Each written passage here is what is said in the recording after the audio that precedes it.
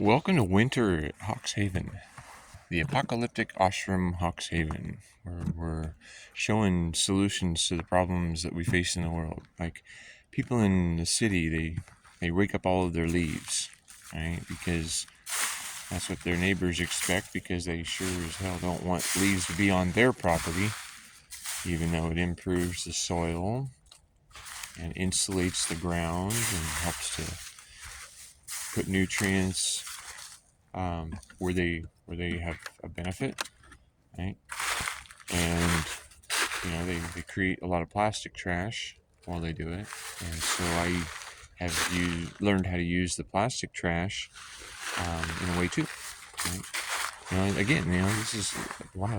This was trash to one person, and it becomes treasure to another.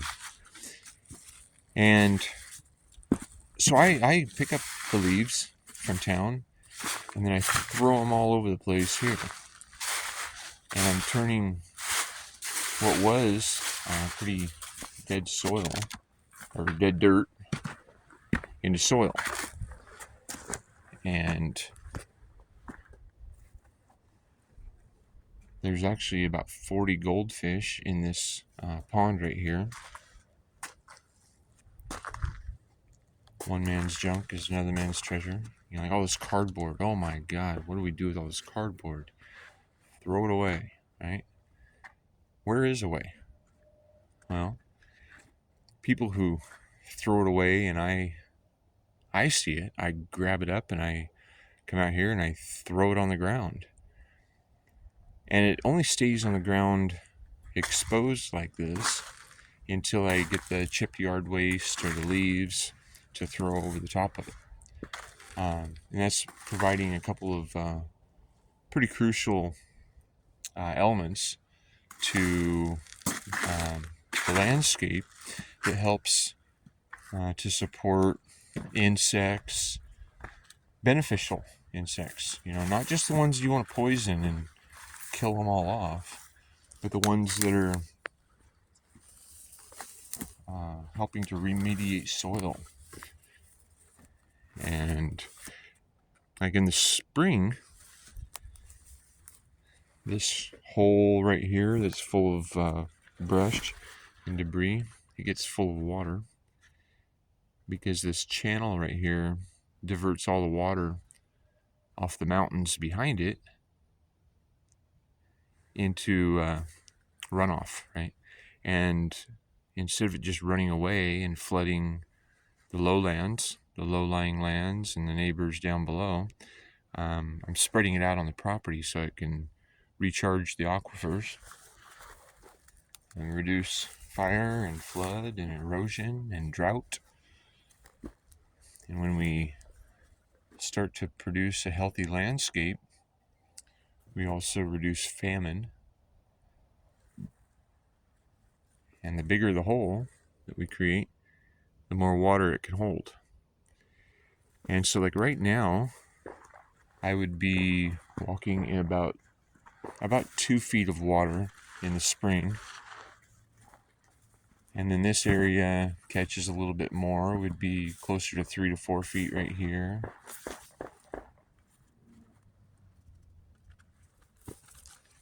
And then this area here comes up, and this was only about maybe 8 inches or so that was sitting in through here. But I cut this little ditch through the yard so the water could flow out and spread out to different garden areas. And on the other side of that little bridge there, we created a little waterfall. And some of the water flowed down through this little aqueduct. I mean, I know it looks like a pathway right now that we can walk in, but in spring, we don't want to because you'd be wet. Right? And here's a sinkhole that some of the water created this last spring.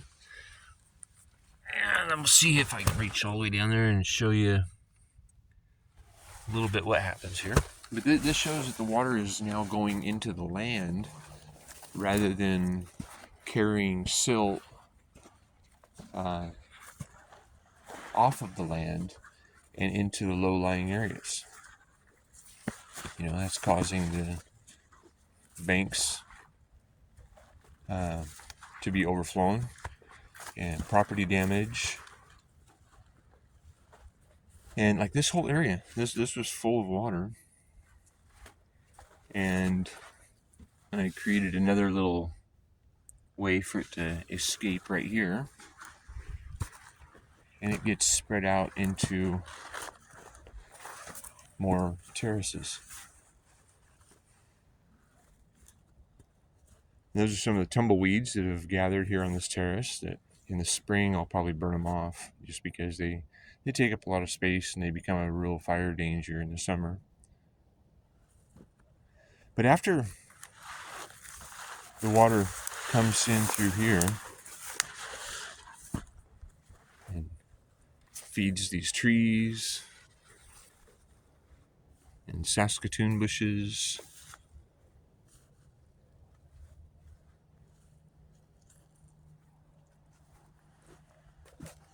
well, then it comes and it spills out. Can't really see very well, but yeah, right in here, it spills out onto this terrace, and then onto this terrace. Sorry about my videography skills right now, but I gotta navigate some rough ground. So these are areas that I've decorated up a little bit. But anyway, yeah, so the water, it dumps off right here, and then it comes down onto this terrace. And this terrace has been collecting some resources and materials to do what's called hugelkultur. And we're walking on a bunch of debris right now. We've had lots and lots of stuff dropped off here. I got cardboard and horse manure and logs and branches and leaves and chipped yard waste and all sorts of stuff. And so like this is a big brush pile that also has some soil in it and things growing out of it because it holds on to water and it provides security and stability. So the water can fill up this terrace and then it spills out this way. Just to show you, this whole terrace right here, this terrace has the ability of filling up for about a foot and soaking into the hugelkultur mound that is made up along the edge of the property.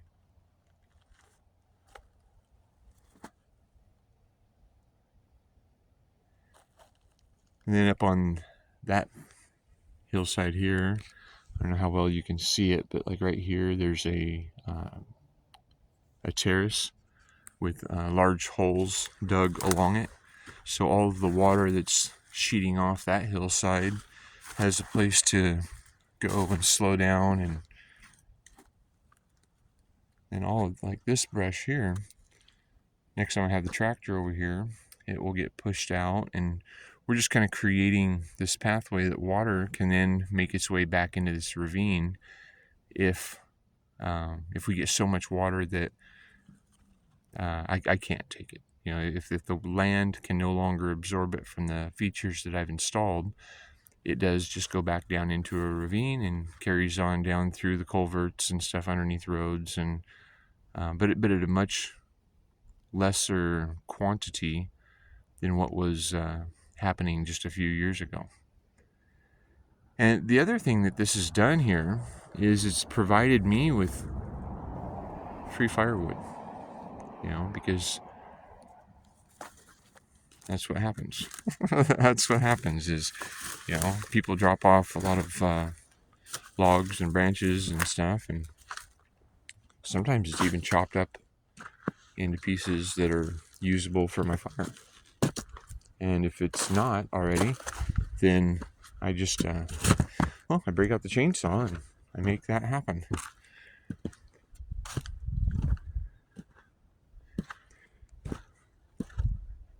Another really beneficial thing that we can implement into our landscapes are pallets. Because like these pallets out here in the desert, they do a few things. They provide for shade and trellis and wind protection and privacy. So yeah, a lot of cool stuff happening here. And like the story of Alice in Wonderland or Alice in Underland, you follow the white rabbit because it's always time to do what is right. And so when we start to implement change into our landscapes, we start to recognize benefits. And some of these benefits are aesthetically pleasing, and some are just not yet, right? I'm not looking to create gardens where everything grows in a row. I'm looking to create like a food forest where there's diversity and sometimes art. A bunch of little boards became a frame that grandma's spider can weave a web and catch little bugs for her dinner.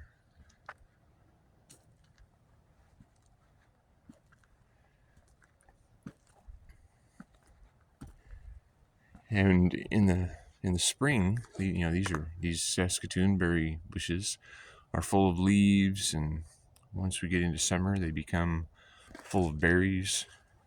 Which for years I didn't realize. I just didn't think that when the birds are able to eat these berries, that I can too. And they're really tasty.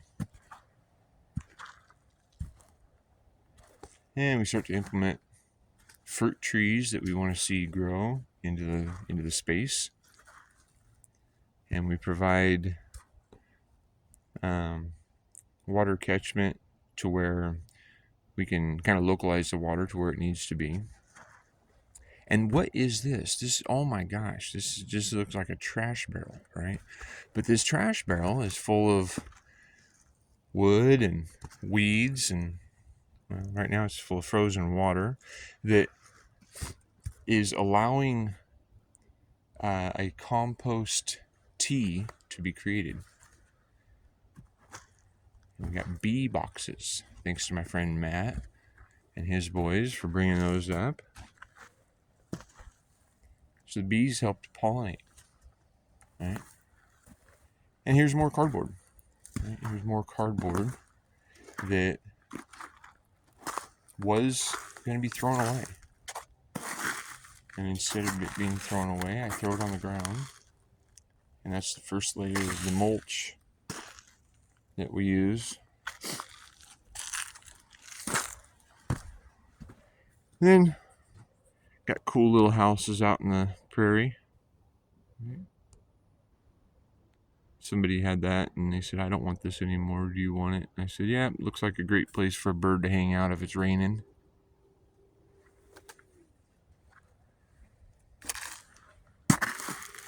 So we go from the sheet mulching into the chipped yard waste.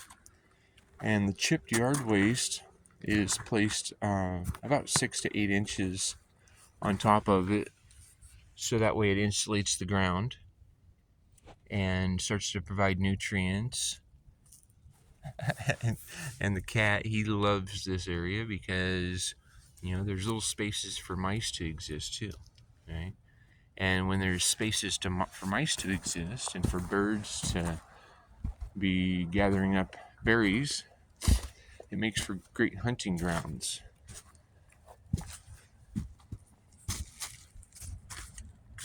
And there's places here that water makes an oasis in the desert. And that's a big bush of cooking sage. Another sage. And I think I've stacked over 1 million rocks. What are you doing? What are you doing? What are you doing? What are you doing? He says, I'm waiting for you to pet me and pay attention to me.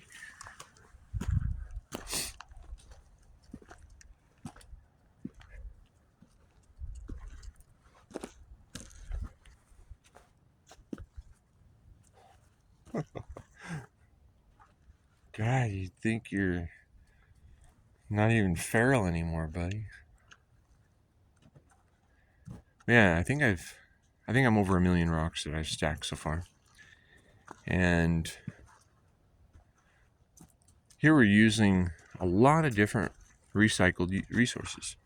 So like right here, this is a frozen pond right now, right? But right here, it's about 4 feet deep. That's a hot tub. I don't know if you can kind of see, but that's a big square that has been dug down into the ground. And then this is a swimming pool liner that had too much algae on it for a person to be happy with while they had their pool in their backyard. A little slide that somebody else didn't want. And, there's even a mannequin leg that I got it out of some dumpster. I don't even know where I got that from. I think it was from a yard sale for free. Just something laying there. But we get in the flow by putting pathways.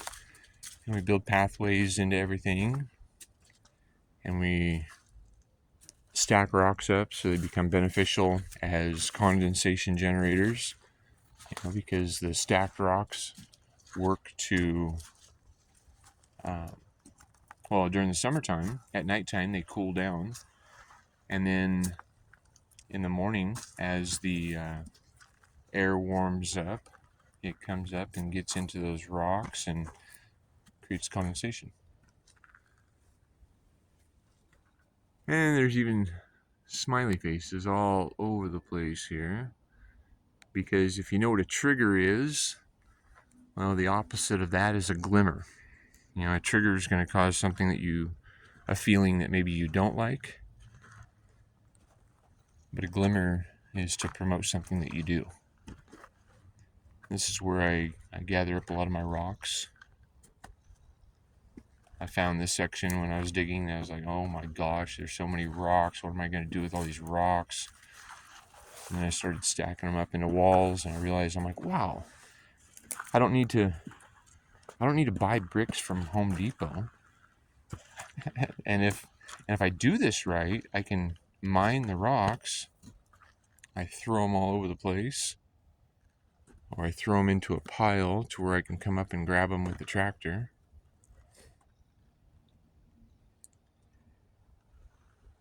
And then, where I've piled up these rocks, I've dug big trenches that are now filling up with pallets and cardboard and food scraps and all sorts of organic material. Right?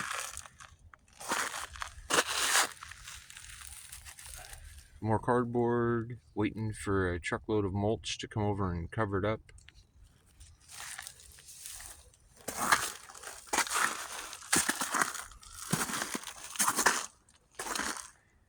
And underneath all that brush right there is a hole that's about 2.5 feet deep.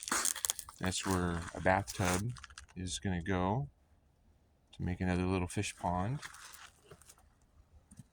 And so we're including aquaculture into the landscape and the gardens, so that way I don't have to buy fertilizer. Yeah. Oh, that was the other thing with that blue barrel is we're creating a compost tea, and then wherever after it's been sitting in a spot for a while, we dump out all the water, and then we move the barrel, and we fill it back up. And by doing that, we don't have to buy fertilizer. Nothing has to really come from somebody somewhere else, because it's being created right here. What are you doing? He just likes to be on video, I think. I don't think he even knows what YouTube is. But whatever. That was a couple of Chevy truck beds I put into the ground, and it's made a little garage for a jet ski hole that figuring out what to do with that.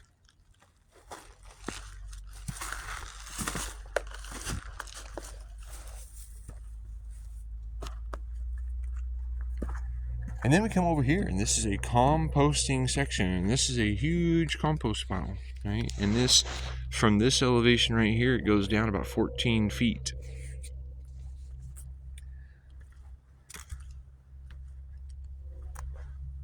All the plastic bags, we turn those into archery targets by stuffing them into a bigger bag. And you can see this is full of food and boxes and weeds and leaves and all sorts of debris. From the road level, it starts off about 8 feet deep, and then we just keep piling it up until it comes to a point that we deem is sufficient. And we dig another hole right here next to it and pile some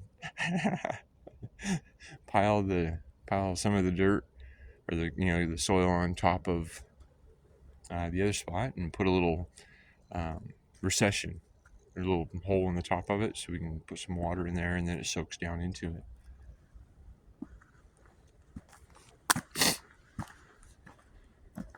Then I got a project right down here with pallets, more pallets that are building shade and windbreak and trellis.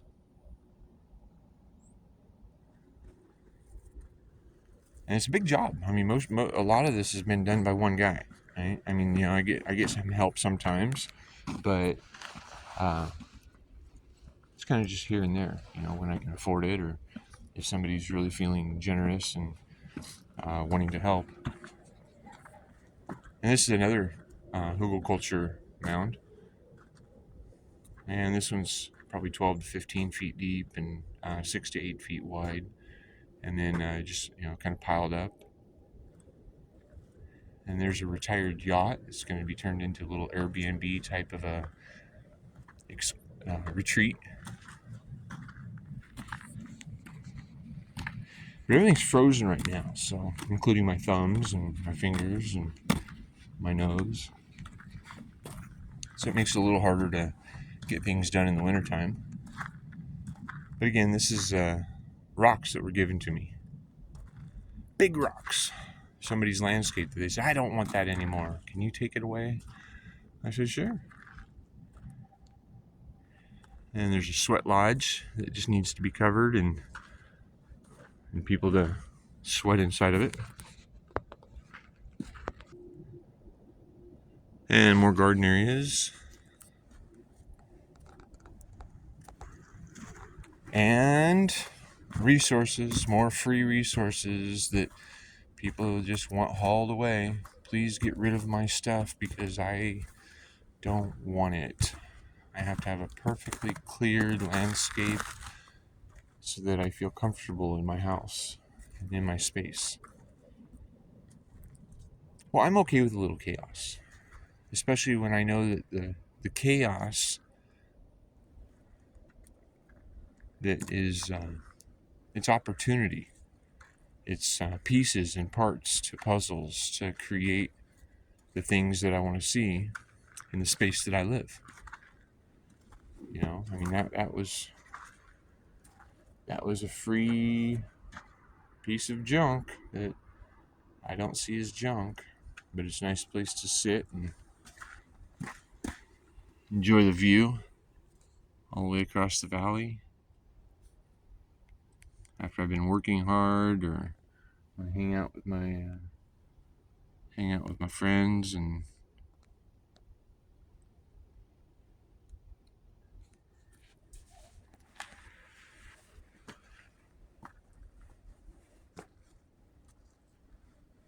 anyway, that's a little bit about what I've been doing. And, like here's another ravine. You get a lot of water running down through here in the spring. And so it's all been diverted and aqueducts created. And the ecology department came out because they're like, oh my God, what are you doing? You are moving a lot of material around, and you're doing stuff with water that falls out of the sky. I said, I know. I'm doing something that you guys should be doing to create conservation and benefits to our landscape, to reduce fire, flood, erosion, drought, and famine. Right? But it seems that most of these government agencies, government supported agencies, are working to maintain problems rather than support solutions. And when we put our energy towards problems, that's what we get. We get more problems. But that creates more budgets, right? We get more budgets because we got lots of problems. But more budgets and bigger budgets mean more taxes. And more taxes mean less money in your pocket. And less money in your pocket means less money for you to be able to take care of your family. And when you can't take care of your family, that creates a dependency on bigger government, right? But if government isn't solving problems, and if government is not working in an efficient way, why do we keep supporting that, right? I mean, like here's another trash barrel. Oh, somebody's trash barrel. But now it's my compost tea generator. And another, this is a puck of coffee grounds from a coffee shop in Yakima. And I don't know how many thousands of pounds of coffee grounds that I've picked up and spread out over this property, but I know that it's a lot. Because every week when I go to town, I collect it. And I've been doing that for, I think, about 8 or 9 years. So you can imagine that's a lot. Again, this is all people's trash. I got that for free the other day. The canopy, yeah, the canopy was free because somebody was moving and they didn't have the vehicle for it anymore, and they didn't want to move it. And they said, "Hey, do you want this? Because I'm tired of looking at it and I don't want to move it." And so I said, "Yeah, great, thank you." Right. There's a bunch of 2x4s that were free. I mean, I got to pull a couple nails out of them, because they were used, but they're not used up. And so they will get put to use again. And instead of things getting thrown away, we're putting them to use. It's like all these railroad ties. These railroad ties. It's junk to one man, but treasure to another. And it seems that there's so much waste in our society and so few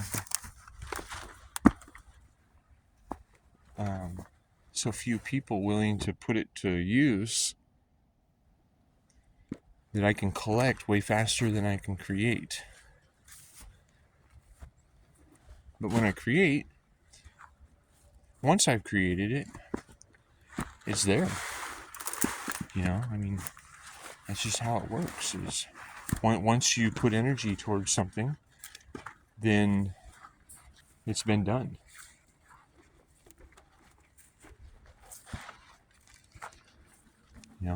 More junk. A big root ball. Somebody said, "Do you want this thing?" I don't want it. It's junk to me. The bricks, they were junk to somebody else.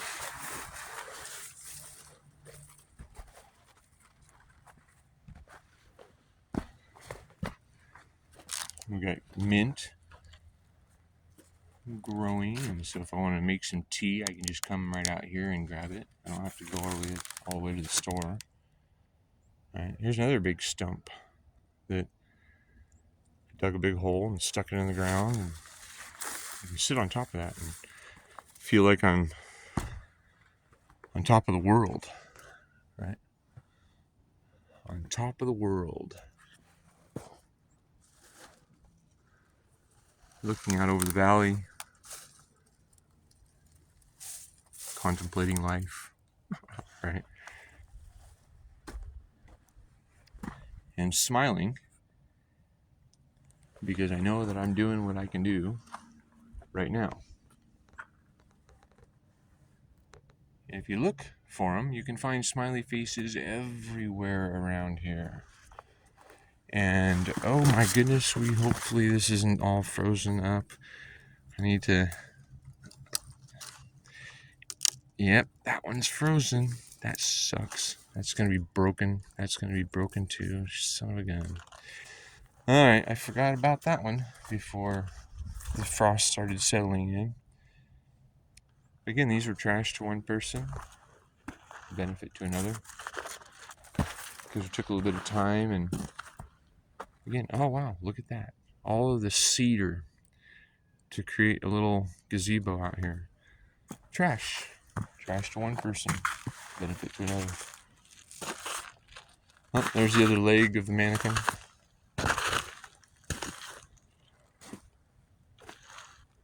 And we've got all these areas now that didn't exist, when I moved here.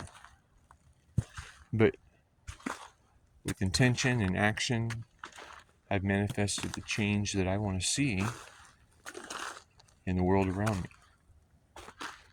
And when we get a lot of people putting their energy towards solving problems, that's what happens, is we solve problems.